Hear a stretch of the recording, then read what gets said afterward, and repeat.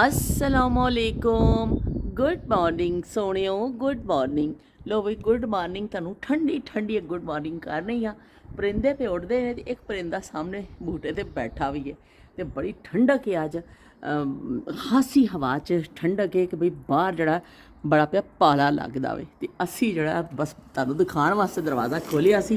दरवाज़ा करने आ बंद ते कम काज तो मैं फारिग हो गई हाँ ते हुण शदीद किस्म की लगी है भुख। ते मैं आख्या हुण की कीता जाए, हल्की फुल्की भूख में की करना चाहिए। फिर दिमाग के घोड़े जिहड़े असीं दौड़ाए तो फिर ऐसा लग्या कि चलो असी मिठी ब्रैड बना लेने जल्दी भी बन जाती है तो की कहते ने बड़ा ईजी भी है तो बच्चों को बहलाण वास्ते तो खैर बड़ी चंगा आइटम होंदा वे।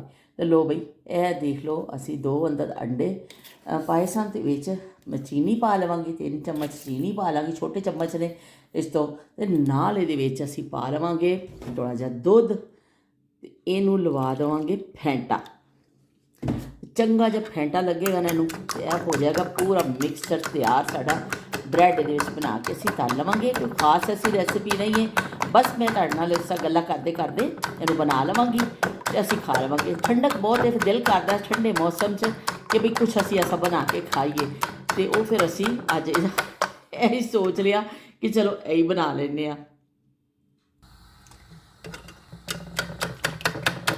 अच्छा इनू असी फेंट लिया वे ते चुल्हा असी बाल दिता वे ते नाल असी बनावांगे गुड़ वाली चाह। अज मेरा कल मैं तुहानूं दस्सिया सी साह दा जदों मैनूं मसला हो जाता है ना तो मैं फिर उदों गुड़ वाली चाह बना के पीनी हाँ। तो लो भी ये वास्ते मैं गुड़ इलायची ते पत्ती रख लीए, थोड़ा जिहा दुध गर्म होवे तो असी इहदे विच पावांगे ते नालों नाल मैं अपना जिहड़ा दुध दी बाटल खोली सी इहनूं भी असी बंद करने आ ते नाल नाल असी अपना ब्रैड नूं तैयार करने आ। तो तुहाडे सारिਆਂ ਦਾ कॉमेंट का बहुत बहुत शुक्रिया कि तुसीं मैनूं कॉमेंट कीते। देखो मैं सारिਆਂ ते लिख के रख ले, मैं क्या किसी का ना रह ना जाए। तो सानिया अली ने भी मैनूं मैसेज किया, पसंद किया, कौसर खान ने भी पसंद किया तो भिंडी रैसिपी नूं उन्होंने लाइक किया। तो रज़िया अंजुम, नायला, अरशद, सैयद साहब, सदफ ने भी पूछा कि तबीयत कैसी है। शफाक साहब का भी मैसेज आया कि भी की हाल चाल है तुहाडा, होर सुनाओ सज्जनों की हाल चाल ते हाल चाल सारिਆਂ ने पूछिया। नसीमा डार ने कहा भी मैनू बड़ा चंगा लगता तुहानूं सुनना, ओल्ड इज़ गोल्ड, आवाज़ बड़ी चंगी है तुहाडी। ते लंडन तो देखते हैं तो उन्होंने मैंशन किया, पता चलिया कि लंडन तो नसीमा सानू साडे नाल रलदे ने। तो शब्बीर हुसैन साहब ने भी बड़ा उहदे हिसाब दे नाल कीता कि नाई जांदा सी ते पताशे ते दे के आते सन ते घर वाले ਉਹਦੀ खिदमत भी करते सन ते कैटरिंग वाले खाने खाते सन ते साडे बचपन विच अम्मी खाना पा के देंदे सन। अम्मी कहते सन तुसीं ज़ाया करोगे खाना, तो इस तो फिर शादियां ते अम्मी पा के देंदे सन ते असी फिर खाना खाने हुंदे सन। ते 2 बोटियां ते 1 नान खा के ना बई मैं तो रज जाना सा। उन्होंने नाल वो भी दस दिता है तो उज़मा की तरह उन्होंने भी कहा कि बई असी जड़ा चटनी जड़ी है ना आलू बुखारे की बड़ा फेवरेट है साड़ी। तो शब्बीर हुसैन साहब ने कहा कि मैंने भी चटनी बड़ी पसंद है, आलू बुखारे वाली जी चटनी है ना वो मेरी बड़ी फेवरेट है।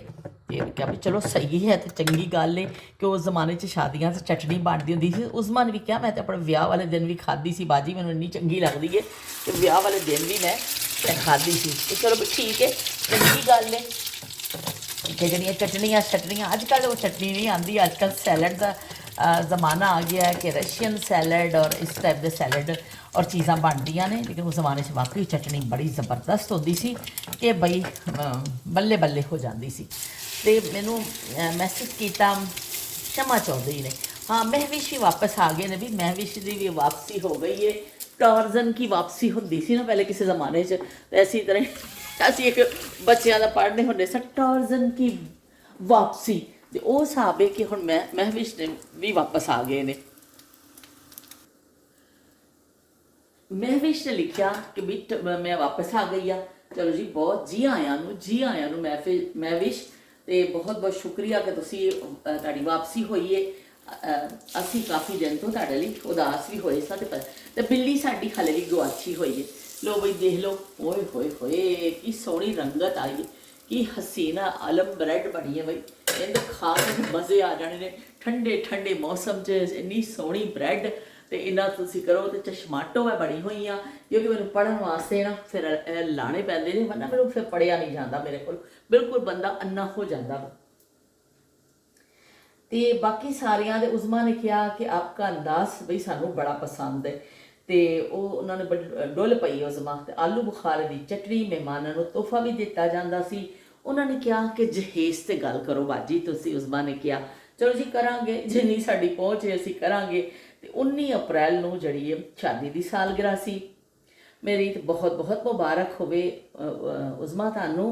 तो आइमा व्लॉग जड़े ने उन्होंने मैनू पाकिस्तान तो सबसक्राइब किया है, तो उन्होंने लिखा कि मैं पाकिस्तान तो तुहाडी सबसक्राइबर हाँ।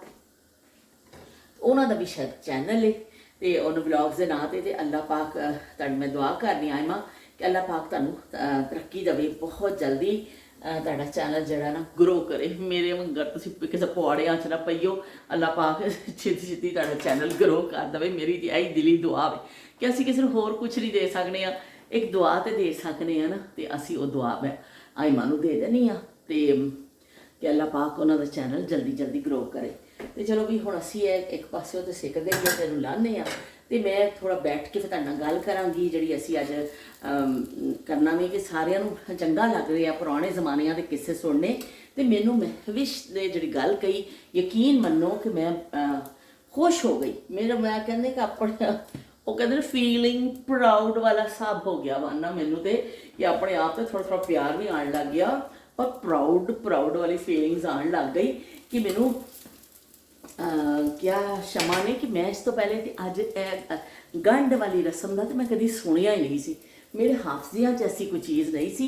तो तुसी दसिया ना गंढ वाली रस्म का, तो बई मैनू बड़ा चंगा लग्या कि तुसी की कहते ने जिक्र किया। लोग भी तुहानू ब्रैड दिखा देवां, बाकी हाले मैं स्लाइस जड़े ना बनाने ने, देख लो कितनी जबरदस्त बनी, सोहनी सोहनी किड्डी सोहनी लगदी ए पतलो जई, सुकियां सुकियां बावां दे उस्तर वांग निगावां ने, नशे च डुबिया तीर पे लगदी ए पतलो जई।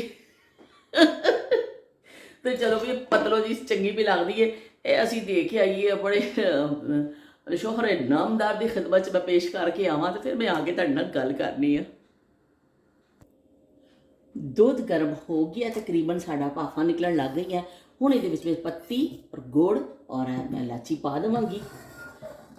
पीली पत्ती ते इलाची वाला पान खाओगे, पीली पत्ती ते इलाची वाला पान खाओगे, मेरे हथ दा पान जे खादा घर दा राह भुल जाओगे, पीली पत्ती ते इलाची वाला पान खाओगे। आई माने फिर मेरे कहना कि खाला आपको फिर गाने याद आ गए।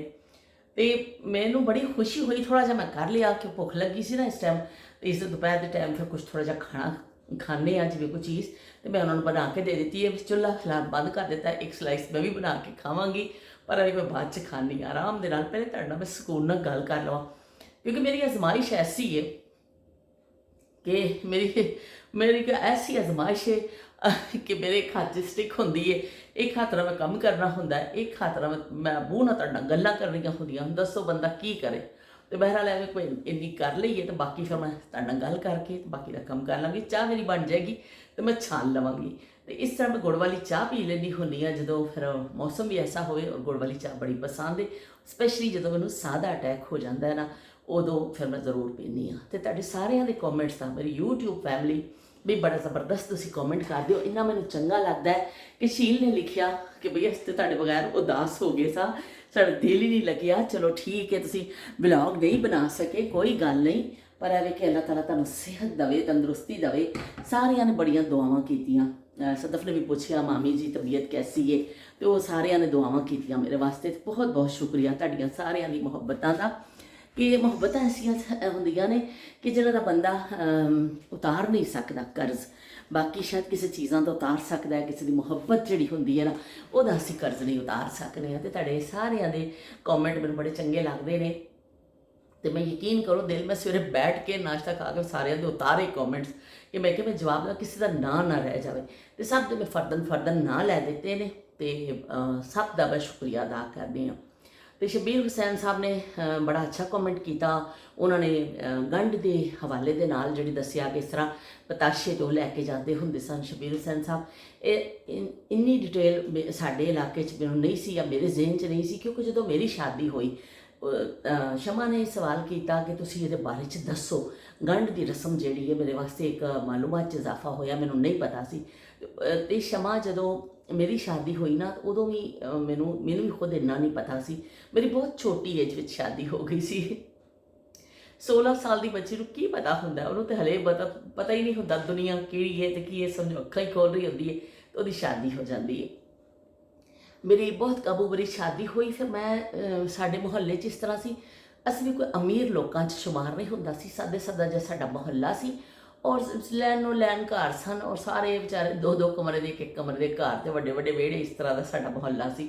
ਤੇ ਉੱਥੇ ਫਿਰ ਐਸੀ ਕਿ ਮੁਹੱਲੇਦਾਰਾਂ ਨੂੰ ਜਦੋਂ ਹੁੰਦੇ ਸੀ ਕਿਸੇ ਨੂੰ ਸੱਦੇ ਦੀ ਇੰਤਜ਼ਾਰ ਨਹੀਂ ਹੁੰਦਾ ਸੀ ਕਿ ਸਾਨੂੰ ਸ਼ਾਦੀ ਦਾ ਸੱਦਾ ਆਏਗਾ, ਉਹ ਹਰ ਕੋਈ ਆਪ ਹੀ ਤਿਆਰ ਹੋ ਜਾਂਦਾ ਸੀ। ਸ਼ਾਦੀ ਜਦੋਂ ਫਿਕਸ ਹੁੰਦੀ ਸੀ ਮੁਹੱਲੇਦਾਰ ਆਪ ਹੀ ਹੋ ਜਾਂਦੇ ਸਨ, ਤਰੀਕ ਰੱਖੀ ਜਾਂਦੀ ਸੀ ਨਾ, ਲੋ ਬਈ ਚਲੋ ਸਭ ਨੇ ਤਿਆਰੀਆਂ ਸ਼ੁਰੂ ਕਰ ਦੇਣੀਆਂ। ਕਿਸੇ ਨੇ ਨਹੀਂ ਕਹਿਣਾ ਸਾਨੂੰ ਕਾਰਡ ਹੈਗੇ ਹੀ ਨਹੀਂ ਸਾਨੂੰ ਜ਼ਮਾਨੇ 'ਚ, ਤੇ ਨਾ ਬਸ ਬਈ ਮੁਹੱਲੇਦਾਰ ਤੇ ਆਉਂਦੇ ਹੀ ਆਉਂਦੇ ਸਨ। ਜਿਹੜੇ ਥੋੜ੍ਹੇ ਦੂਰ ਪਰੇ ਦੇ ਹੁੰਦੇ ਸਨ ਉਹਨਾਂ ਨੂੰ ਜਾ ਕੇ ਜ਼ੁਬਾਨੀ ਕਹਿ ਦਿੱਤਾ ਜਾਂਦਾ ਸੀ ਕਿ ਵੀ ਚਲੋ ਸੱਦਾ ਦੇ ਆਈਏ। ਮੇਰੀ ਫੁੱਫੋ ਜਾ ਕੇ ਜਿਹੜੇ ਥੋੜ੍ਹੇ ਦੂਰ ਘਰ ਸਨ ਉਹਨਾਂ ਨੂੰ ਸੱਦੇ ਦੇ ਕੇ ਆ ਗਏ। ਗਲੀ ਵਾਲੇ ਤੇ ਜਿਹੜੇ ਸਨ ਸਾਰੇ ਉਹ ਤੇ ਬਸ ਬਈ ਹਰ ਵਕਤ ਹਾਜ਼ਰ ਹੁੰਦੇ ਸਨ, ਤੇ ਉਹਨਾਂ ਨੂੰ ਇਨਵਾਈਟ ਕਰਨ ਦੀ ਜ਼ਰੂਰਤ ਨਹੀਂ ਹੁੰਦੀ ਸੀ। ਹਰ ਬੰਦਾ ਆਪ ਤੁਸੀਂ ਬੁਲਾਓ ਨਾ ਬੁਲਾਓ, ਇਸ 'ਤੇ ਆਉਣਾ ਹੀ ਨਹੀਂ ਕਿ ਸ਼ਾਦੀ 'ਤੇ। ਤੇ ਇਸ ਤਰ੍ਹਾਂ ਫਿਰ ਮੇਰੇ ਹਾਫਜ਼ਿਆਂ 'ਚ ਨਹੀਂ ਸੀ। ਜਦੋਂ ਮੈਂ ਸ਼ਾਦੀ ਹੋ ਕੇ ਗਈ ਤੇ ਮੈਂ ਕਰਾਚੀ ਸ਼ਹਿਰ 'ਚ ਰਹੀ, ਉਹ ਮੈਂ ਦੱਸਿਆ ਕਿ ਬਹੁਤ ਅਮੀਰ ਕਬੀਰ ਲੋਕ ਨਹੀਂ ਸਨ, ਲੇਕਿਨ ਫਿਰ ਵੀ ਇੱਕ ਸ਼ਹਿਰ ਦਾ ਮਾਹੌਲ ਹੁੰਦਾ ਨਾ, ਸਾਡਾ ਮੁਹੱਲਾ ਤੇ ਥੋੜ੍ਹਾ ਇਸ ਤਰ੍ਹਾਂ ਸੀ, ਲੇਕਿਨ ਇਹ ਵੀ ਫਿਰ ਵੀ ਕਰਾਚੀ ਸ਼ਹਿਰ ਦੇ ਨਾਲ ਹੀ ਲੱਗਦਾ ਸੀ ਨਾ, ਕਰਾਚੀ ਸ਼ਹਿਰ ਦਾ ਹਿੱਸਾ ਸੀ।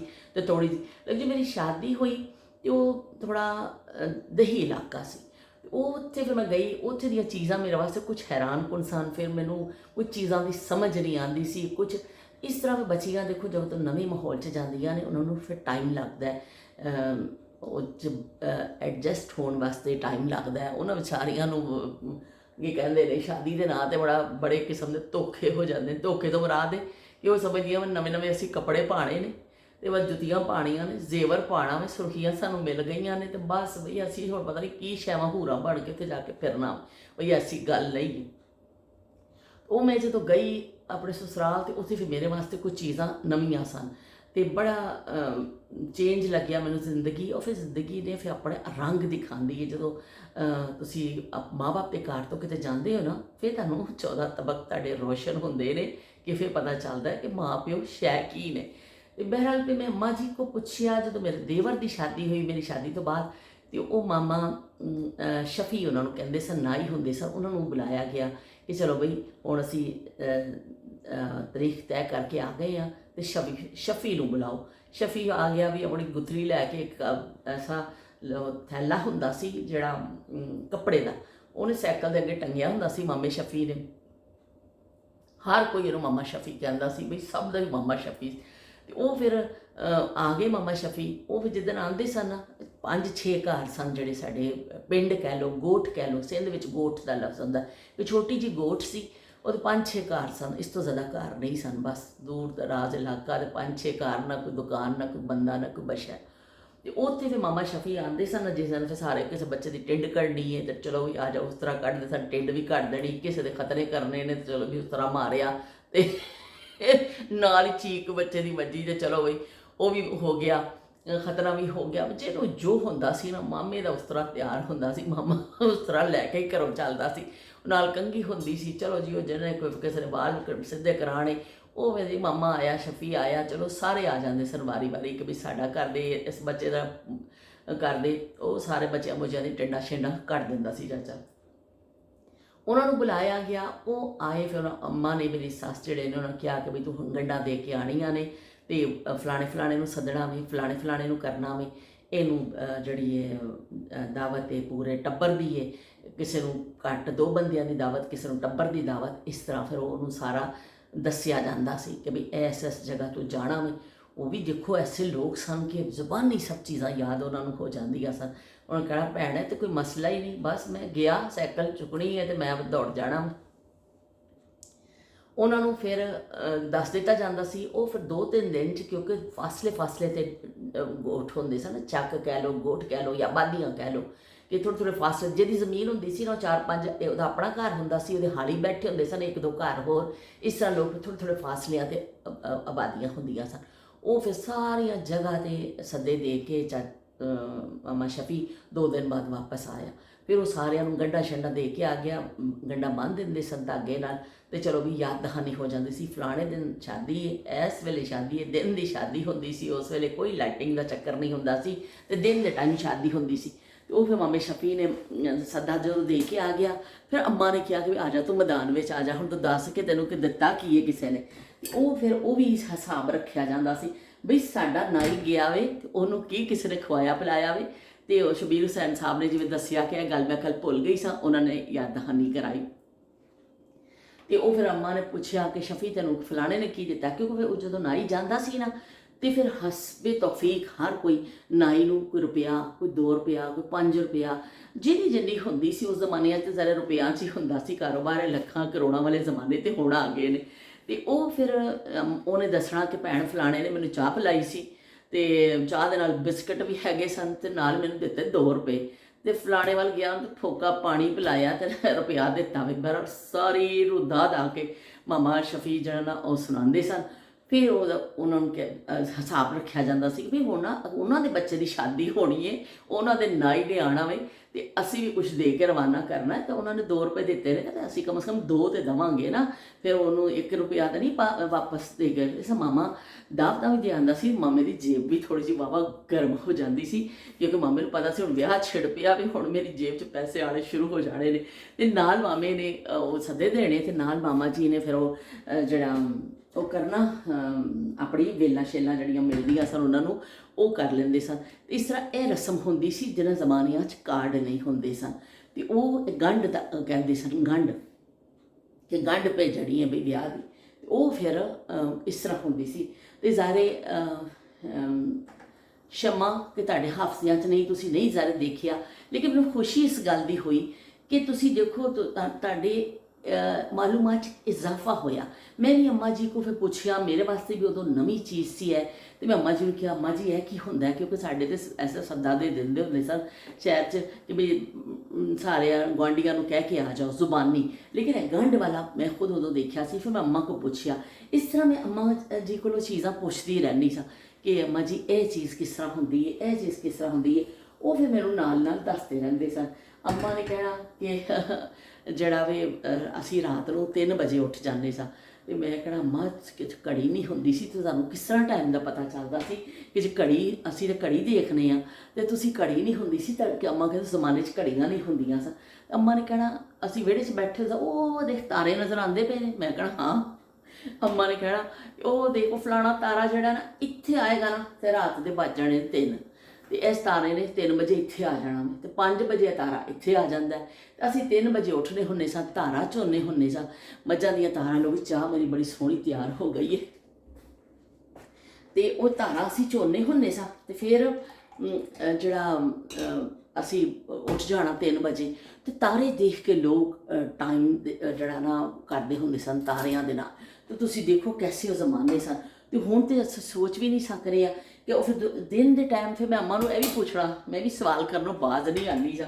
ਮੈਂ ਕਹਿਣਾ ਅੰਮਾ ਫਿਰ ਦਿਨੇ ਤੁਹਾਨੂੰ ਕਿਸ ਤਰ੍ਹਾਂ ਪਤਾ ਚੱਲਦਾ ਸੀ, ਰਾਤ ਨੂੰ ਤੇ ਤਾਰੇ ਹੁੰਦੇ ਸਨ ਨਾ, ਤੇ ਦਿਨੇ ਤੁਸੀਂ ਕੀ ਕਰਦੇ ਸੋ।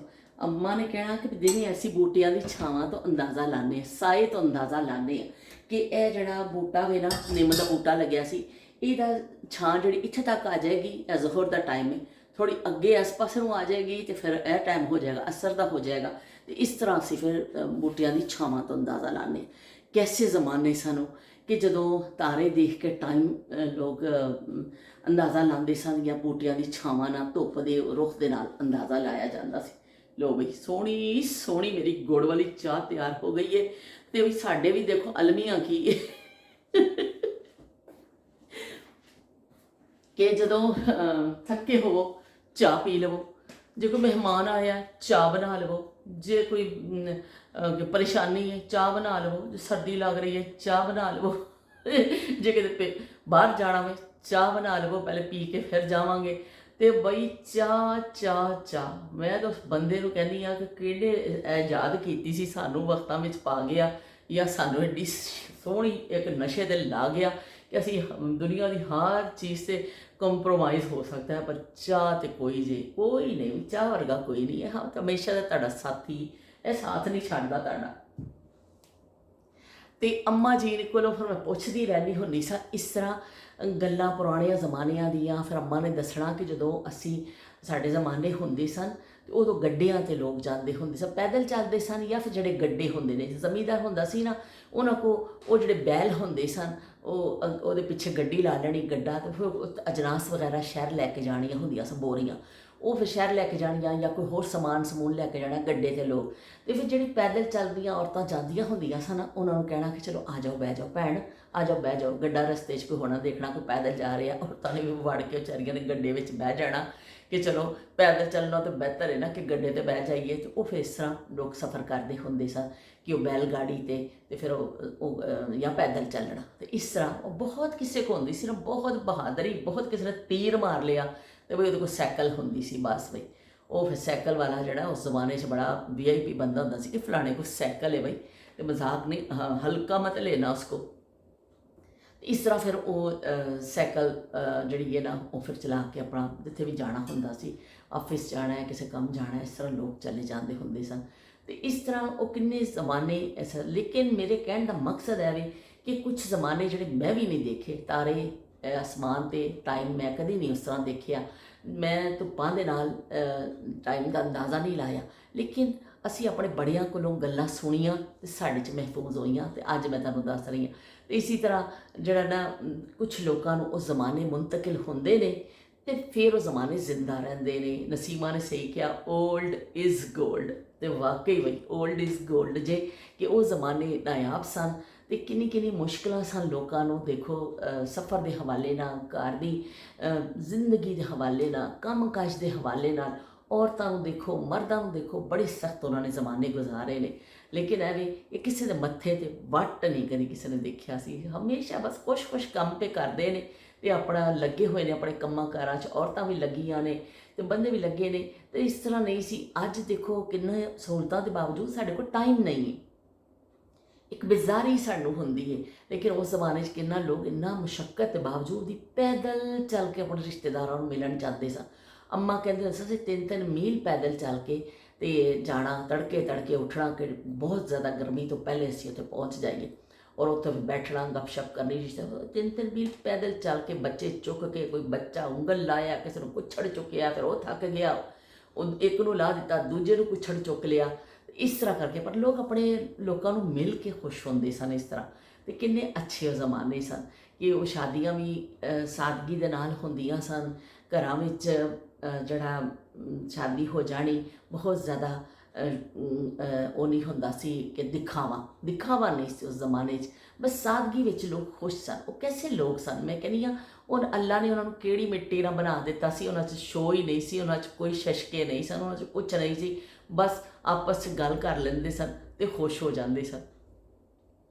ਮੈਂ ਜਦੋਂ ਸ਼ਾਦੀ ਹੋ ਕੇ ਗਈ ਨਾ, ਤੁਹਾਨੂੰ ਇੱਕ ਕਿੱਸਾ ਸੁਣਾਵਾਂ ਚਲੋ, ਕਿ ਹੁਣ ਨਾਯਾਬ ਜ਼ਮਾਨਿਆਂ ਦੇ ਕਿੱਸੇ ਸੁਣਾ ਰਹੀ। ਮੈਂ ਜਦੋਂ ਗਈ ਸ਼ਾਦੀ ਹੋ ਕੇ, ਵੱਡਾ ਸਾਰਾ ਸਾਡੇ ਵੀ ਵਿਹੜਾ ਸੀ ਕਰਾਚੀ ਸ਼ਹਿਰ, 2 ਕਮਰੇ ਸਨ ਸਾਡੇ ਘਰ ਦੇ। ਲੇਕਿਨ ਉਸ ਜ਼ਮਾਨੇ 'ਚ ਐਸਾ ਹੁੰਦਾ ਸੀ ਕਿ ਕਮਰੇ ਪਿੱਛੇ ਬਣਾਏ ਜਾਂਦੇ ਸਨ, ਮਤਲਬ ਜਿੱਥੇ ਕਮਰੇ ਨੇ ਨਾ, ਅਤੇ ਉੱਥੇ ਜਿਹੜਾ ਬਾਥਰੂਮ, ਲੈਟਰੀਨ ਜਿਹਨੂੰ ਕਹੋ ਜਾਂ ਬਾਥਰੂਮ ਕਹਿ ਲਓ, ਉਹ ਇੱਕ ਬਿਲਕੁਲ ਸਾਈਡ 'ਤੇ ਬਣਾਇਆ, ਜੈਸੇ ਬੈਤੁਲ ਖਲਾ, ਕਿ ਉਹ ਬਿਲਕੁਲ ਅਲੱਗ ਬਣਾਇਆ ਜਾਂਦਾ ਸੀ। ਘਰਾਂ ਵਿੱਚ ਕਹਿੰਦੇ ਸਨ ਨਹੀਂ ਇੱਥੇ ਐਸੇ ਚੀਜ਼ਾਂ ਨੇ, ਕਿਉਂਕਿ ਉਸ ਜ਼ਮਾਨੇ 'ਚ ਇੰਨਾ ਸੀਵਰੇਜ ਸਿਸਟਮ ਵੀ ਇਸ ਤਰ੍ਹਾਂ ਉਹ ਨਹੀਂ ਸੀ ਨਾ, ਕਿ ਬਹੁਤ ਜ਼ਿਆਦਾ ਇਸ ਤਰ੍ਹਾਂ ਨੇ।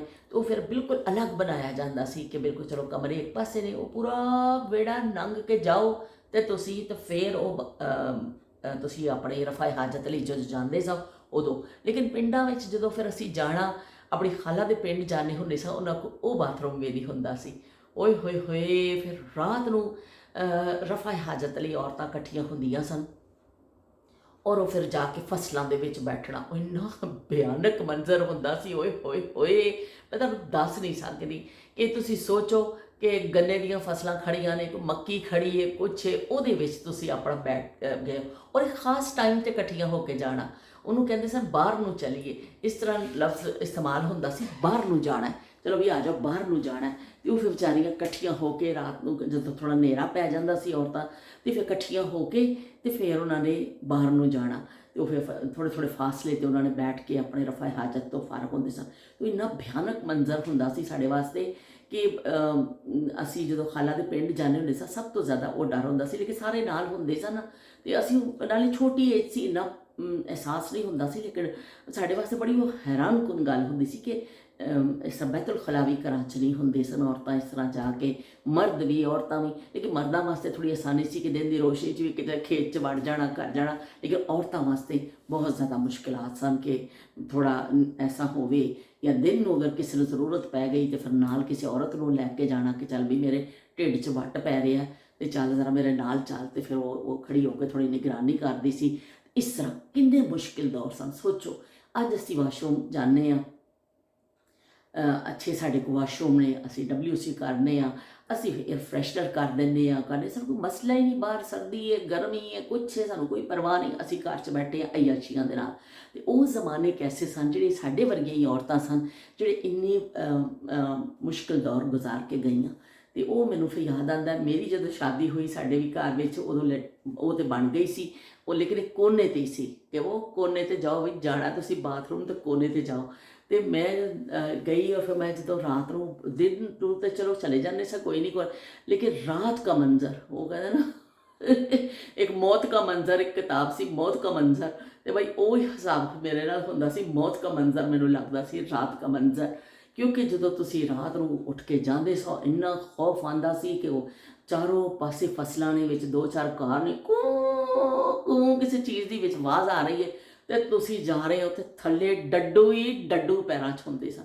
ਮੈਨੂੰ ਇੰਨਾ ਡਰ ਲੱਗਦਾ ਹੁੰਦਾ ਸੀ ਉਹਨਾਂ ਡੱਡੂਆਂ ਕੋਲੋਂ, ਹਾਏ ਅੱਲਾ ਮੇਰੇ ਉਹ ਸੋ ਫੁਦਕ ਮੈਂਡਕ, ਫਰੋਗ ਵੀ ਕਹਿੰਦੇ ਨੇ, ਉਹ ਡੱਡੂ ਇਸ ਤਰ੍ਹਾਂ ਫੁਦਕ ਕੇ ਪੈਰਾਂ 'ਚ ਆਉਂਦੇ ਸਨ। ਮੇਰਾ ਜਾਨ ਡਰਨੀ ਕਿ ਅੱਲਾ ਪੈਰ ਕਿੱਥੇ ਰੱਖਾਂ। ਇੰਨੀ ਜ਼ਿਆਦਾ ਤਾਦਾਦ 'ਚ ਮੈਂ ਜ਼ਿੰਦਗੀ 'ਚ ਨਹੀਂ ਦੇਖੇ ਜਿੰਨੇ ਉੱਥੇ ਮੈਂ ਦੇਖੇ ਸਨ। ਪਤਾ ਨਹੀਂ ਉਹ ਕੋਈ ਇਲਾਕਾ ਐਸਾ ਸੀ ਜਾਂ ਕੀ ਸੀ। ਚਲੋ ਇੱਕ ਅੱਧ ਹੁੰਦਾ ਨਾ, ਬੰਦਾ ਕਹਿੰਦਾ ਚਲੋ ਉਹ ਭੁੜਕ ਕੇ ਉੱਧਰ ਚਲਾ ਗਿਆ, ਉਹ ਤਾਂ ਬੜੇ ਨਿਕਲੇ ਹੁੰਦੇ ਸਨ ਰਾਤ। ਉਹ ਮੈਂ ਕਈ ਦਫਾ ਸੋਚਣਾ ਬਾਹਰ ਜਾਵਾਂ ਕਿ ਨਾ ਜਾਵਾਂ, ਯਾ ਅੱਲਾ ਤੂੰ ਰਹਿਮ ਕਰ ਦੇ, ਦੁਆਵਾਂ ਮੰਗਣੀਆਂ। ਰਾਤਾਂ ਇਸ ਤਰ੍ਹਾਂ ਗੁਜ਼ਰਦੀਆਂ ਸਨ ਕਿ ਬਾਥਰੂਮ ਨਾ ਜਾਣਾ ਪਵੇ, ਅੱਲਾ ਮੀਆਂ ਬਾਹਰ ਡੱਡੂ ਹੀ ਡੱਡੂ ਹੋਣੇ ਨੇ। ਅਤੇ ਉਹ ਕੀ ਕਹਿੰਦੇ ਨੇ, ਇੰਨਾ ਖੌਫ ਆਉਂਦਾ ਹੁੰਦਾ ਸੀ ਡੱਡੂਆਂ ਕੋਲੋਂ। ਅਤੇ ਉਹ ਦੇਖੋ ਕਿੰਨੇ ਮੁਸ਼ਕਿਲ ਜ਼ਮਾਨੇ ਸਨ। ਜੇ ਕੋਈ ਭੂੰਡ ਆ ਜਾਂਦਾ ਸੀ ਭੂੰ ਕਰਕੇ, ਅਤੇ ਉਹਦੇ ਕੋਲੋਂ ਇੰਨਾ ਡਰਨਾ, ਭੂੰਡ ਕੋਲੋਂ ਇੰਨਾ ਡਰ ਲੱਗਣਾ, ਪਰ ਉਹ ਭੂੰਡ ਵੀ ਕੰਨ ਦੇ ਕੋਲ ਆ ਕੇ ਕੋਈ ਟੀ ਕਰਕੇ ਦੌੜਦਾ ਸੀ। ਫਿਰ ਸਭ ਤੋਂ ਜ਼ਿਆਦਾ ਬਿੱਛੂ ਦਾ ਡਰ ਹੁੰਦਾ ਸੀ ਕਿ ਬਿੱਛੂ ਜਿਹੜਾ ਵੇ ਠੂੰਆਂ, ਉਹਨੂੰ ਠੂੰਆਂ ਵੀ ਕਹਿੰਦੇ ਸਨ, ਕਿ ਠੂੰਆਂ ਨਾ ਡੰਗ ਮਾਰ ਜਾਵੇ ਕਿ ਬਹੁਤ ਲੋਕਾਂ ਨੂੰ ਕੱਟਦਾ ਹੁੰਦਾ ਸੀ। ਇੱਕ ਦਫਾ ਮੈਂ ਵੀ ਬੜੀ ਮੁਸ਼ਕਿਲ ਨਾਲ ਬਚੀ ਸਾਂ, ਬੈਠੀ ਅੰਮਾ ਦੀ ਨਜ਼ਰ ਪੈ ਗਈ, ਅੰਮਾ ਨੇ ਫਟਾਫਟ ਉਹਨੂੰ ਠੂਏ ਨੂੰ ਮਾਰਿਆ। ਇੰਨਾ ਫਾਸਲਾ ਬਚਿਆ ਸੀ ਮੇਰੇ ਪੈਰ ਤੋਂ, ਨਹੀਂ ਤਾਂ ਠੂਏ ਨੇ ਵੱਢ ਲੈਣਾ ਸੀ। ਉਹਦਾ ਜ਼ਹਿਰ ਜਿਹੜਾ ਵੀ ਬੜਾ ਹੁੰਦਾ, ਬਹੁਤ ਤਕਲੀਫ ਹੁੰਦੀ ਸੀ ਜਿਹਨੂੰ ਠੂਆਂ ਵੱਢ ਲੈਂਦਾ ਸੀ, ਬਸ ਸੱਪ ਵਰਗਾ ਹੀ ਕੰਮ ਸਮਝੋ ਹੋ ਜਾਂਦਾ ਸੀ।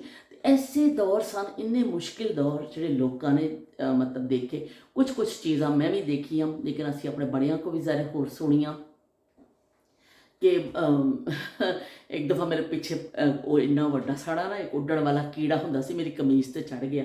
ਮੈਨੂੰ ਪਤਾ ਨਹੀਂ ਚੱਲਿਆ, ਮੈਂ ਇਸ ਤਰ੍ਹਾਂ ਕਰਕੇ ਨਾ ਇਸ ਪਿੱਛੇ ਕੀਤਾ ਨਾ, ਓਏ ਹੋਏ ਕੋਈ ਚੀਜ਼ ਚੱਲਦੀ ਪਈ ਸੀ। ਮੈਂ ਚੀਖਾਂ ਮਾਰ ਕੇ ਅੰਮਾ ਜੀ ਮੈਂ ਮਰ ਗਈ, ਅੰਮਾ ਜੀ ਅੰਮਾ, ਇੰਨੀਆਂ ਮੈਂ ਚੀਖਾਂ ਮਾਰੀਆਂ, ਮੈਨੂੰ ਉਹ ਪਤਾ ਨਹੀਂ ਮੇਰੇ ਅੰਦਰ ਕੀ ਸ਼ੈ ਵੜ ਗਈ। ਅੰਮਾ ਜੀ ਦੌੜਦੇ ਆਏ, ਕੀ ਹੋਇਆ ਕੀ ਹੋਇਆ? ਮੈਂ ਕਿਹਾ ਅੰਮਾ ਜੀ ਮੇਰੇ ਪਿੱਛੇ ਦੇਖੋ ਕੀ। ਅੰਮਾ ਜੀ ਨੇ ਕਮੀਜ਼ ਚੁੱਕਿਆ, ਅੰਮਾ ਜੀ ਨੇ ਆਖਾ ਖੜ ਕੇ, ਉਹ ਹਰਾ ਜਿਹਾ ਨਹੀਂ ਟਿੱਡਾ, ਜਿਹੜਾ ਟਿੱਡਾ ਕਹਿੰਦੇ ਨੇ ਹਰੇ ਰੰਗ ਦਾ, ਸਬਜ਼ ਰੰਗ ਦਾ, ਅਕਸਰ ਬੂਟਿਆਂ 'ਤੇ ਬੈਠਾ ਹੁੰਦਾ, ਉਹ ਫੜੇ। ਅੰਮਾ ਕਹਿੰਦੀ ਲੈ ਇਹਨੂੰ ਕੀ ਹੈ? ਮੈਂ ਕਿਹਾ ਲੈ ਜਾਓ ਇਹਨੂੰ, ਪਿੱਛੇ ਮੈਂ ਮਰ ਚੱਲੀ ਹਾਂ, ਬਸ ਮੈਂ ਮਰ ਚੱਲੀ ਹਾਂ। ਮੈਨੂੰ ਇੰਨਾ ਡਰ ਲੱਗਦਾ ਹੁੰਦਾ ਸੀ ਕੀੜਿਆਂ ਮਕੌੜਿਆਂ ਕੋਲੋਂ ਕਿ ਮੈਨੂੰ, ਔਰ ਅੱਜ ਵੀ ਲੱਗਦਾ ਵਾ ਮੈਨੂੰ, ਬੜਾ ਖੌਫ ਆਉਂਦਾ। ਛਿਪਕਲੀ ਦੇਖੋ, ਇਹ ਚੀਜ਼ਾਂ ਦੇਖੋ, ਲੇਕਿਨ ਉਸ ਜ਼ਮਾਨੇ 'ਚ ਇੰਨੀਆਂ ਆਮ ਇਹ ਚੀਜ਼ਾਂ ਸਨ ਉੱਥੇ ਜਿੱਥੇ ਮੇਰਾ ਸਸੁਰਾਲ ਸੀ ਕਿ ਬਸ ਡਰ ਕੇ ਮੈਂ ਮਰ ਜਾਂਦੀ ਸੀ। ਮੈਂ ਕਿਸੇ ਨੂੰ ਫੌਤ ਹੋ ਜਾਣਾ ਵੇ, ਮੇਰਾ ਇੰਤਕਾਲ ਹੋ ਜਾਣਾ ਵੇ, ਕਿ ਬਈ ਮੈਨੂੰ ਇੰਨਾ ਖੌਫ ਆਉਂਦਾ ਸੀ। ਪਰ ਨਾ ਮਰੇ ਨਾ ਕੁਛ, ਜੀਏ ਨਾ ਅਸੀਂ ਸਾਰੀਆਂ ਚੀਜ਼ਾਂ ਬਰਦਾਸ਼ਤ ਕੀਤੀਆਂ ਅਤੇ ਜੀਂਦੇ ਰਹੇ। ਅਤੇ ਬਈ ਇਸ ਤਰ੍ਹਾਂ ਹੀ ਹੁਣ ਅੱਗੇ ਵੀ ਅਸੀਂ ਜੀਂਦੇ ਰਹਿਣਾ ਵੇ। ਓਏ ਹੋਏ ਨਾ ਪੁੱਛੋ, ਗੱਲ ਨਾ ਪੁੱਛੋ ਗੁੜ ਵਾਲੀ ਚਾਹ ਦੀ। ਮਜ਼ਾ ਆ ਗਿਆ ਬਈ। ਤੇ ਇਸ ਤਰ੍ਹਾਂ ਫਿਰ ਜ਼ਮਾਨੇ ਆਪਣੀ ਚਾਲ ਚੱਲਦੇ ਸਨ, ਔਰਤਾਂ ਨੇ ਆਪਣੇ ਕੰਮ ਕਰਨੇ। ਅਸੀਂ ਹੁਣ ਜ਼ਿਕਰ ਕਰਾਂਗੇ ਅੱਗੇ ਜਾ ਕੇ ਕਿ ਕਿਸ ਤਰ੍ਹਾਂ ਰਿਸ਼ਤਾ ਕਿਸ ਤਰ੍ਹਾਂ ਦੇਖਿਆ ਜਾਂਦਾ ਸੀ। ਪਤਾ ਨਹੀਂ ਹੁਣ ਕਿੰਨੇ ਮਿੰਟ ਦਾ ਮੇਰਾ ਖਿਤਾਬ ਹੋ ਗਿਆ, ਖਿਤਾਬ ਲੰਬਾ ਹੋ ਜਾਂਦਾ ਨਾ। ਕੱਲ੍ਹ ਇਨਸ਼ਾਅੱਲਾ ਮੈਂ ਤੁਹਾਨੂੰ ਦੱਸਾਂਗੀ ਕਿ ਅੰਮਾ ਜੀ ਦੱਸਦੇ ਸਨ ਕਿ ਰਿਸ਼ਤਾ ਕਿਸ ਤਰ੍ਹਾਂ ਦੇਖਣ ਜਾਂਦੇ ਸਨ। ਜਦੋਂ ਕਿਸੇ ਕਿਸੇ ਜਗ੍ਹਾ ਰਿਸ਼ਤਾ ਕਰਨਾ ਹੁੰਦਾ ਸੀ ਤਾਂ ਉਹ ਕਿਸ ਤਰ੍ਹਾਂ ਦੇਖਿਆ ਜਾਂਦਾ ਸੀ, ਉਹਦਾ ਕੀ ਤਰੀਕਾਕਾਰ ਹੁੰਦਾ ਸੀ। ਇਸ ਤਰ੍ਹਾਂ ਨਹੀਂ ਸੀ ਕਿ ਅੱਜ ਦੇ ਦੌਰ ਦੇ ਜਿਵੇਂ ਜਾਂਦੇ ਨੇ ਕਿ ਹਮ ਰਿਸ਼ਤਾ ਦੇਖਣੇ ਆ ਰਹੇ ਹਾਂ ਅਤੇ ਖਾ ਪੀ ਕੇ ਅਤੇ ਅਗਲਿਆਂ ਦੀ ਬੱਚੀ ਰਿਜੈਕਟ ਕਰਕੇ ਅਤੇ ਲੋਕ ਉੱਠ ਕੇ ਚਲੇ ਜਾਂਦੇ ਨੇ। ਉਸ ਜ਼ਮਾਨੇ 'ਚ ਇਸ ਤਰ੍ਹਾਂ ਨਹੀਂ ਸੀ। ਸਾਦੇ ਲੋਕ ਸਨ ਜਿਨ੍ਹਾਂ ਨੂੰ ਕਿਹਾ ਜਾਂਦਾ ਸੀ ਪੜ੍ਹੇ ਲਿਖੇ ਨਹੀਂ, ਅਨਪੜ੍ਹ, ਪਰ ਉਹ ਅਹਿਸਾਸ ਰੱਖਣ ਵਾਲੇ ਲੋਕ ਸਨ। ਉਹ ਕਹਿੰਦੇ ਸਨ ਧੀ ਭੈਣ ਕਿਸੇ ਦੀ ਇੱਜ਼ਤ ਹੁੰਦੀ ਹੈ ਅਤੇ ਕਿਸੇ ਦਾ ਦਿਲ ਨਾ ਦੁਖੇ। ਅਤੇ ਰਿਸ਼ਤਾ ਕਿਸ ਤਰ੍ਹਾਂ ਦੇਖਿਆ ਜਾਂਦਾ ਸੀ, ਇਹ ਅਸੀਂ ਕੱਲ੍ਹ ਤੇ ਛੱਡਨੇ ਹਾਂ। ਅੱਜ ਫਿਰ ਅਸੀਂ ਹੁਣ ਆਪਣੀ ਗੱਲ ਨੂੰ ਇख्तिताम पजीर कर रहे हैं। इख्तितामी लम्हात आ चुके हैं, हमारी व्लॉग के इख्तितामी लम्हात आ चुके हैं। तो भैया केक भी बड़ा ज़बरदस्त पिया है, पिस्ते वाला केक जे। हम दसो पतले कितों होना है? खा खा के तो मोटापा ही चढ़ना है ना, वो पतले कितों होवांगे असी। बहरा चलो कोई गल नहीं। बंदा खादा पीता जाए दुनिया तो, खाण पीण वास्ते अल्लाह ने इन्नियां शैवां बनाईयां ने, भुख ना मरना इन्ना मतलब खा पी के मरो तो ज़्यादा चंगा हो। हुण किसी का रह ना गया होवे, मैं तो अपने वालों पूरी नीयत की सफाई दे नाल तुहाडे सारिਆਂ ਦੇ नाल लिखे तो कोई बंदा रह ना जाए। तो फिर मिलने हुण मैं पीनी अपनी गुड़ वाली चाह। तो फिर असी कल इंशाअल्लाह तुसीं मैनूं ज़रूर कमेंट करके दसियो कि तुहाडे ज़हन च भी पुराने ज़मानिਆਂ ਦੇ वक्त के हिसाब नाल या किसी ने इस तरह का दौर देखिया होवे कि ਜਿਹੜੇ ਬਾਹਰ ਨੂੰ ਜਾਂਦੇ ਸਨ ਲੋਕ ਔਰ ਕਿਸ ਤਰ੍ਹਾਂ ਕਿੰਨੀਆਂ ਤਕਲੀਫਾਂ ਸਨ, ਜਾਂ ਕੋਈ ਹੋਰ ਯਾਦ ਹੋਵੇ ਤੁਹਾਡੇ ਜ਼ਿਹਨ ਵਿੱਚ ਤੇ ਜ਼ਰੂਰ ਕਮੈਂਟ ਕਰਕੇ ਮੈਨੂੰ ਦੱਸਿਓ। ਤੇ ਬਈ ਹੁਣ ਮੈਂ ਚੱਲਣੀ ਆ। ਸ਼ੀਲ ਨੇ ਕਿਹਾ ਬਾਜੀ ਅਸੀਂ ਤੁਹਾਡੀ ਜਿਹੜੀ ਇਹ ਜੁਦਾਈ ਬਰਦਾਸ਼ਤ ਨਹੀਂ ਕਰ ਸਕਦੇ। ਸਾਨੂੰ ਬੜਾ ਭੈੜਾ ਲੱਗਿਆ ਉਹ ਤੁਸੀਂ ਜਿਹੜਾ ਵਲੌਗ ਲਾ ਦਿੱਤਾ ਸੀ। ਅਸੀਂ ਤੇ ਤੁਹਾਡੇ ਨਾਲ ਗੱਲ ਕਰਨਾ ਚਾਹੁੰਦੇ। ਖੈਰ ਉਹਨਾਂ ਨੇ ਇਹ ਨਹੀਂ ਕਿਹਾ, ਉਹਨਾਂ ਦੇ ਕਹਿਣ ਦਾ ਮਫਹੂਮ ਹੈ ਸੀ ਕਿ ਚਲੋ ਕੋਈ ਨਹੀਂ ਤੁਸੀਂ ਉਹ ਲਾ ਦਿੱਤਾ, ਪਰ ਅਸੀਂ ਤੁਹਾਡੇ ਨਾਲ ਗੱਲ ਕਰਨਾ ਚਾਹੁੰਦੇ ਹਾਂ। ਅਤੇ ਫਿਰ ਉਹ ਇੱਕ ਦਿਨ ਦੀ ਵਿਛੋੜਾ ਪੈ ਗਿਆ ਸੀ, ਕੋਈ ਗੱਲ ਨਹੀਂ। ਫਿਰ ਅਸੀਂ ਦੁਬਾਰਾ ਤੋਂ ਹੁਣ ਕਿੱਸੇ ਆਪਣੇ ਸ਼ੁਰੂ ਕਰਨੇ। ਲੰਬੀ ਜੁਦਾਈ 4 ਦਿਨਾਂ ਦਾ ਪਿਆਰ ਹੋ ਰੱਬਾ, ਬੜੀ ਲੰਬੀ ਜੁਦਾਈ, ਲੰਬੀ ਜੁਦਾਈ। ਤੇ ਬਈ ਲੰਬੀ ਜੁਦਾਈ ਨਹੀਂ ਪਈ, ਸ਼ੁਕਰ ਇੱਕ ਦਿਨ ਦੀ ਜੁਦਾਈ ਪਈ ਹੈ। ਤੇ ਅਸੀਂ ਮੈਂ ਦੇਖੋ ਹਰੇਕ ਮੇਰੇ ਇੱਕ ਸਲਾਈਸ ਦਾ ਜਿਹੜਾ ਪਿਆ ਵੀ ਹੈ, ਇਹਨੂੰ ਮੈਂ ਹੁਣ ਤਲਾਂਗੀ ਤੇ ਇੱਕ ਸਲਾਈਸ ਮੈਂ ਖਾਵਾਂਗੀ। ਬਈ ਹੁਣ ਸਾਡਾ ਵੀ ਹੱਕ ਬਣਦਾ, ਇੰਨਾ ਦਿਨ ਸਾਰਾ ਦਿਨ ਮਜ਼ਦੂਰੀ ਕਰੋ ਤੇ ਕੁਛ ਨਾ ਕੁਛ ਤਾਂ ਖਾਣਾ ਚਾਹੀਦਾ, ਬਣਦਾ ਖਾਣਾ। ਤੇ ਫਿਰ ਮਿਲਨੇ ਆ। ਅੱਲਾ ਹਾਫਿਜ਼ ਤੇ ਰੱਬ ਰਾਖਾ।